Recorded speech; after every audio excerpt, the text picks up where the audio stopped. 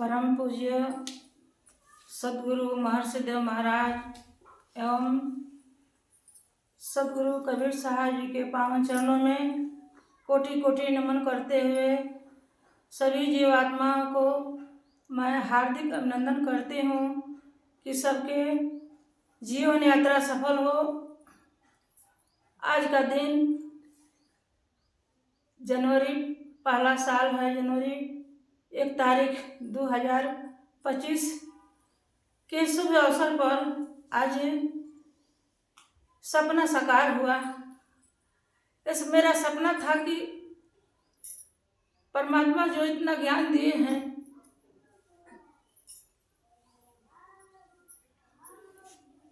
उनकी दिए हुए ये धरोहर, ये विरासत कैसे चारों तरफ प्रचार प्रसार फैले।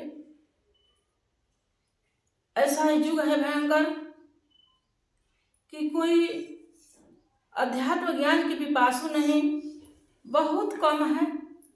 तो इसलिए आज सौभाग्य की बात है कि इस वीडियो के माध्यम से, इस यूट्यूब के माध्यम से जन जन तक फैले, ताकि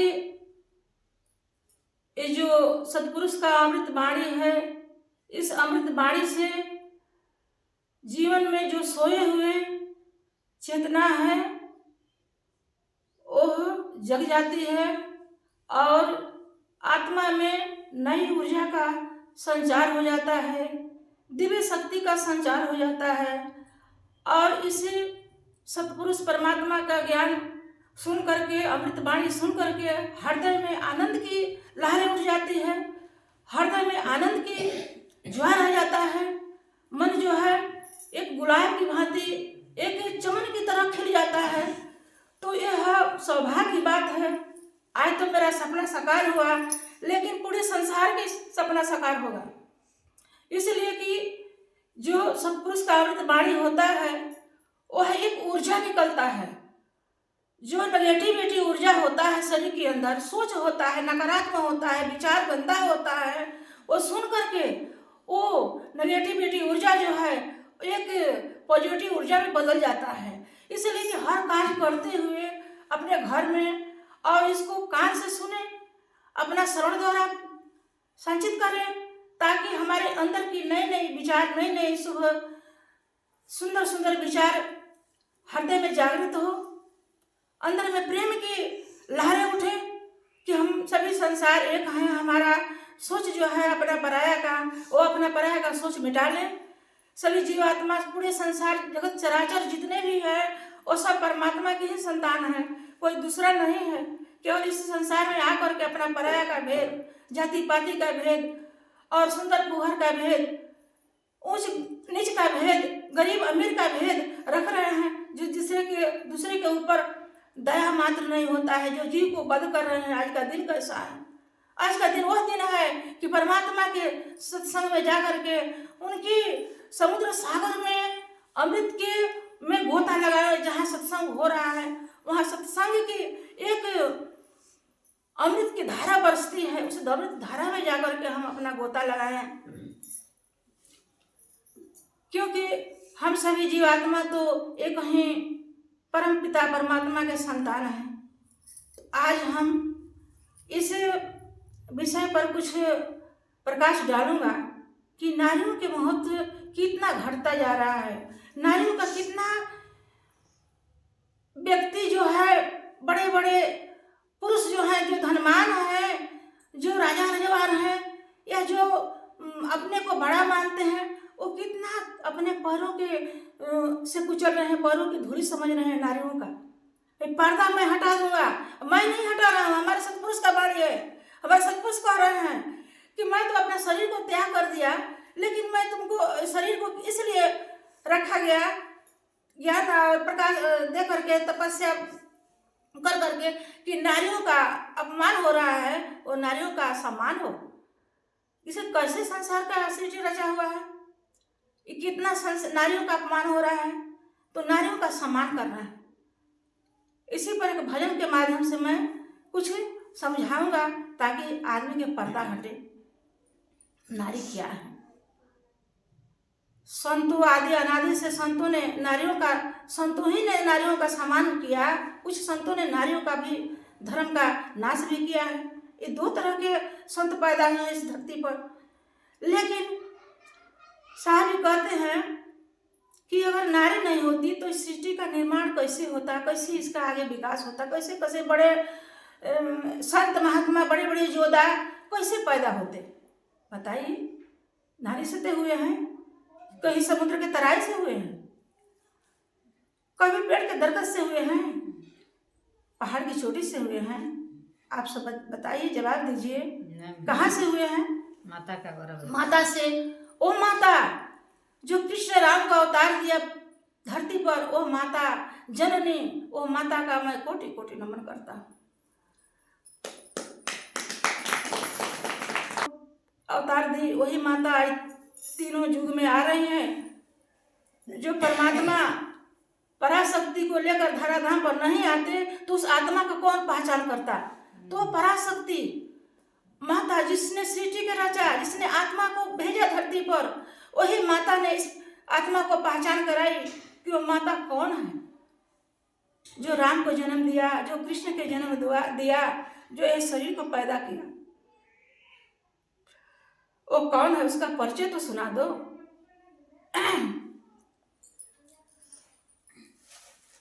तो भजन के माध्यम से कहते हैं साहिब जी कि दशरथ के नारी कई नहीं रहती हो, कैसे होई ता राम रघुरैया ए शांतो हो, कैसे होई ता राम रघुरैया ए शांतो हो, नारी के जानी करही नैया ए शांतो हो, नारी ही दुर्गा हई, नारी ही लक्ष्मी हो, नारी हई सरस्वती मैया ए शांतो हो, नारी के जानी करही नैया ए शांतो हो।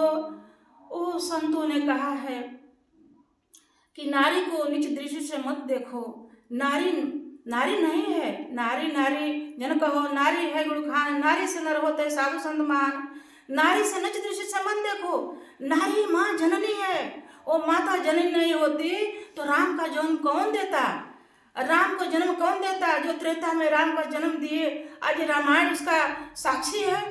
चारों तरफ राक्षस को वध किया, जो ऋषि मुनियों को तपस्या में जा करके राक्षसों ने उसको खा करके हाड़ मांस एक जगह इकट्ठा कर करके रख देते थे। ऐसा हाहाकार मचा हुआ था। उस समय राम का अवतार हुआ तो उस राम ने ऋषियों का रक्षा किए और असुरों को वध किए। वो राम माता नहीं होती, माता नहीं होती के कई तो राम का जन्म कौन देता? इसलिए आज माताओं के अनादर न करें। संसार में जहाँ देखे माताओं को गाड़ी में बैठते हैं तो नारी खड़ा रहती है, बैठे रहते हैं, उसी तरह अहंकार में अपना बल और अहंकार के चलते कि नारी क्या करेगी। कितने पुरुष हैं कि उठ जाते हैं, हम माता जी आप बैठ जाइए, हम खड़े भले रहूँगा। वैसा वैसा पुरुष है, वैसा वैसा विचार होना चाहिए पुरुषों के। नारी है किसी तरह, कोई अकेली नारी है तो कोई तरह का फंसी है दलदल में, उसको रक्षा करना चाहिए, उसका घिराव होना चाहिए। तो और उसके लिए उसके धर्म को आड़ में नाश करने के लिए तत्पर हो जाते हैं। तो ऐसा अपने अंदर का दुर्विचार निकाल फेंकिए, इसलिए कि यह विचार जो रहेगा तो वही नारी जो है, प्रकृति जो है नारी का स्वरूप है, वही प्रकृति माया ने आपको कहीं खाई में गिराएगी नहीं, पढ़ाई की ओर ले जाएगी, अकाल मृत्यु दे देती है। वही माता जो कहते हैं कि अकाल मृत्यु हो गया तो हम किसी की रक्षा करेंगे तो ऊपर जो प्रकृति है हमको रक्षा करने के लिए तत्पर रहेगी। इसलिए अपना ध्यान रखें कि हम किसी को रक्षा करें, परोपकार करें और सब नारियों को माता के रूप में, जननी के रूप में देखें, बहन के रूप में देखें, बेटी के रूप में दृष्टि से देखें। ऐसा अपना विचारधारा को बदलिए। अब आगे कहते हैं, दशरथ के नारी कई नहीं रहती हो, कैसे होता कृष्ण कन्हैया शांत हो, नारी के जन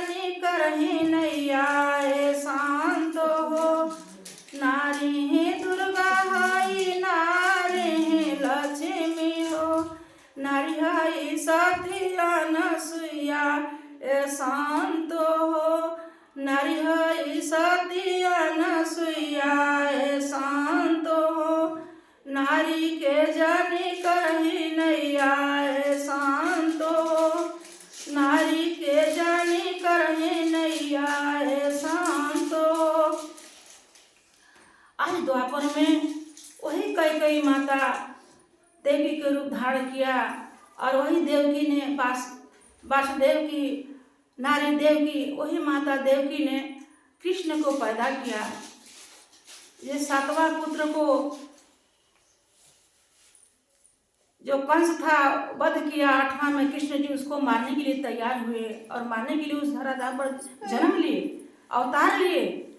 तो वह कृष्ण नहीं होते तो आज गीता को कौन उत्पन्न करता। गीता का आज पाठ चारों तरफ घर घर में पढ़ाया जा रहा है। गीता का पाठ जो है घर घर में कर रहे हैं कि गीता पढ़ना है, गीता करने से मुक्ति मिलेगा। तो भागवत गीता हो रहा है घर घर में। आज वही कृष्ण जी के मुख से तो गीता भागवत निकला, तो वही तो माता जन्म दी। माता तो श्रेष्ठ है कि वैसा पुत्र जन्म दे करके आज पूरे वो पुत्र के मुख से जो वाणी निकला भागवत गीता, और जो है चारों तरफ से उससे लाभवंती हो रहे हैं, उसका से लाभ ले रहे हैं, वही माता तो थी। तो बताओ वो नारियों का क्यों अपमान हो रहा है, नारियों का क्यों अनादर कर रहे हैं, और माताओं को क्यों आज पैरों की धूली समझ रहे हैं। माता जन्म देती है और माता का रहते हुए अलग हो जाते हैं बीबी को लेकर के। वही जन्म देती है जो आती है शादी कर करके, वही जन्म दिया है पुत्रों को तो समझना चाहिए कि हमको जन्म कौन दिया है। जब नारी वैसा कुविचार हो जाती है, उसके अंदर दुर्विचार आ जाता है, तो वहाँ पर पुत्र को तो समझाना चाहिए कि माँ तो जन्म दी है, माँ से हम कैसे अलग हो जाएं। तुमको भी वैसा ही मैं सम्मान दूंगा, माता को भी सम्मान दूंगा। इसलिए शरीर इतना बड़ा मूल्यवान संपत्तिवान कौन दिया है, तो पुत्र को कैसा होना चाहिए, पुत्र को समझाना चाहिए। संसार की बात मैं कह रहा हूँ कि माता को रहते हुए और नारी को लेकर के अलग हो जाते हैं। क्यों अलग हो जाते हैं, ऐसा क्यों अत्याचार हो। ये अत्याचार है जो नारी माता जो है दर दर के ठोकर खाती है, माता बिलख रही है, रो रही है। बताइए, माताओं को आज आश्रम खुल गया है, अनुरुद्धाचार्य आश्रम खोल दिए हैं, उनकी पालन लालन कर रहे हैं। आज एक कली युग का ऐसा युग, ऐसा विचार, ऐसा व्यवहार पुत्र के ऊपर कैसा नारी, वो तो नारी माता से पैदा हुई है, उसी तरह तो सासू माँ होती है। तो इस तरह आज के दिन से आज यूट्यूब पर, इसीलिए हमको सदगुरु जी ने बोले, हमारे तो सदगुरु जी की कृपा से मैं बोल रहा हूँ, मेरे में आए क्या। तो सदगुरु जी हमको याद दिलाए कि माताओं के ऊपर तू भाषण दो, इसलिए कि संसार में माताओं को बहुत दुर्गति हो रहा है। माताओं से इतना बड़े बड़े ज्ञानी, बड़े बड़े योद्धा, बड़े बड़े संत, ऋषि महर्षि पैदा हुए। मंत्री भी मोदी जो है माताओं से पैदा हुए, माता से आज राज चला रहे हैं। तो माताओं की क्यों अनादर हो रहा है। यूट्यूब पर जब छोड़ा जा रहा है तो ऐसा ऐसा वाणी को ओपन करो कि जो छिपा हुआ वाणी जो है, दुर्विचार है अंदर में, पुरुषों का पुत्रों का, वो दुर्विचार निकल करके बाहर, नेगेटिविटी बाहर निकले और पॉजिटिव इसमें भरे। जितना नारी अधिकारी है तुम्हारे ऊपर, पति के स्वीकार किया है, पति हो तो उतना ही माता का अधिकार होता है पुत्रों के ऊपर।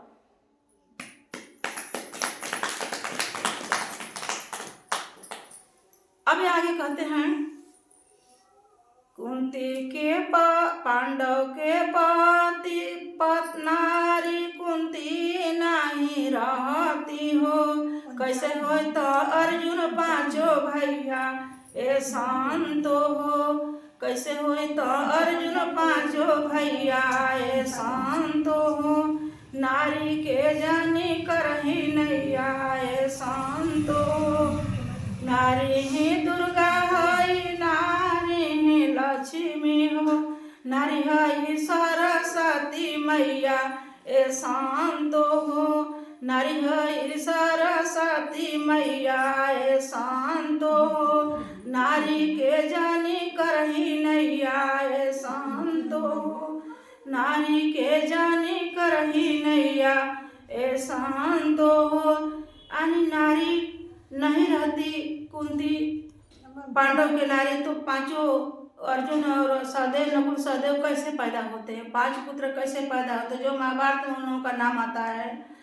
तो ये नारी का ही देन है, नारी जननी माँ का ही देन है कि इतना सुंदर सुंदर पुत्र, इतना सुंदर सुंदर हीरा उगल रहे हैं। हीरा शरीर न मत समझो, हीरा उगल रही है, हीरा। उस हीरा को उगलने वाली माँ को आज क्या गति हो रहा है। अरे कलयुग क्या गति, कलयुग नहीं अब सतयुग आएगा। इस सतयुग आने के लिए माँ सती माता अनसुईया का नाम आज प्रचलित हुआ, आज उनकी ही व्याख्या हो रहा है, उनकी ही आज प्रचार बढ़ रहा है, चारों तरफ से उनकी नाम की चर्चा हो रहा है। महासती अनुसुईया का यहाँ पर वही पराशक्ति अनुसुईया नाम से अपना भी परिचय दी कि हमारा नाम अनुसुईया के नाम से संसार जानेगा। तुम सती का पाठ है, सती हो, तुमको सती का पाठ मैं दूंगा। तो सती नर्मदा, सती अनुसुईया, इसके बाद ब्रह्मचारिणी, इसके बाद सत्य में सत्य मिल गया। अब ज्ञान को खजाना भर दिए सत्पुरुष। अब ज्ञान को दे करके अब ज्ञान से संसार को, इस रोशनी से संसार को अंधेरा दूर करना है। तो आज घर घर में यूट्यूब द्वारा आज चारों तरफ शेयर करें कि सब लाभान्वित हो और सबके हृदय में जो नकारात्मक विचार है, नकारात्मक ऊर्जा भरा हुआ है, सकारात्मक ऊर्जा इसमें भरे और अपने आप को पहचाने कि हम कौन हूँ। मैं एक परमात्मा का संतान हूँ। परमात्मा का संतान, एक दिन हम ऐसा कर्म करें, न रहो न निराश करो मन से, कुछ काम करो, कुछ काम करो, जग में रहकर कुछ नाम करो। ये अपने शरीर न तो देखो, ये मूल्यवान शरीर है, हीरा तो हीरा के तरह शरीर है, लेकिन कौड़ी बदले जा रहा है, इसका कोई कीमत नहीं कर रहा है। तो मूल्यवान शरीर में इतना ज्ञानवान हो जाओ, समाज में इतना अपना वाणी का प्रचलित करो, शब्द के इतना चारों तरफ उपयोग करो कि संसार जाने मरने के बाद भी उसका नाम चर्चा चलता रहे। तो इसलिए कहा जाता है कि नाम करो, कुछ नाम करो, जग में रहो, कुछ काम करो, न रहो न निराश करो मन से। माने निराश मत हो खो, तुम कुछ काम करके संसार में अपना दिखाओ, अपने नाम को रोशन कर दो। ऐसा बनो, साहसी बनो, परिश्रमी बनो, पराक्रमी बनो। मैं ऐसा उत्तम बनूं जैसा हो न कोई, न भूत वर्तमान में न भविष्य जब हो। अपने को अंदर में इतना सोच होना चाहिए, ऊंचा सोच होना चाहिए,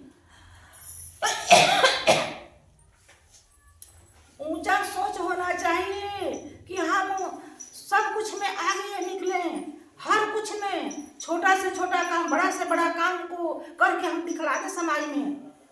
अपने को बड़ा नहीं मानना चाहिए, छोटा बन करके बड़ा से काम बड़ा कर करके संकल्प के साथ। संकल्प में इतना शक्ति होता है, संकल्प जो ले लेता है हर वक्त में अपने को सोचता है कि मैं अपने नाम को उजागर कर दूं।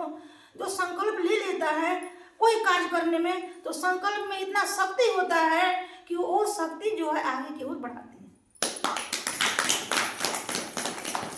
हमें तुम्हें शक्ति नहीं है, तुम्हारा संकल्प में शक्ति होता है। संकल्प होना चाहिए, मैं इतना नाम करूं, इतना संसार में रह करके अपना, कि हमारा शरीर ही मिट्टी का छूट जाए, लेकिन हमारा जो है नाम जो है हमारा अमर हो जाए, मिटे न।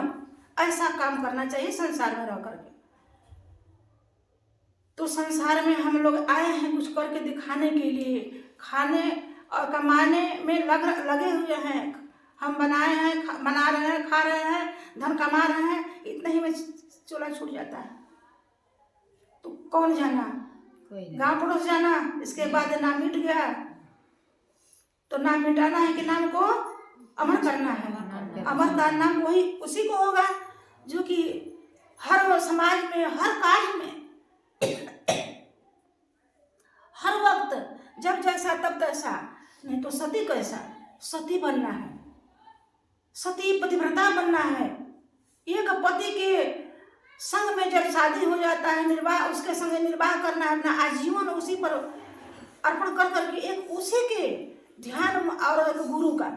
2 नारी के पति होते हैं, 2 पति के सिवा दूसरा सारा माता, पिता और पुत्र और पति के भाई के रूप में व्यवहार करें।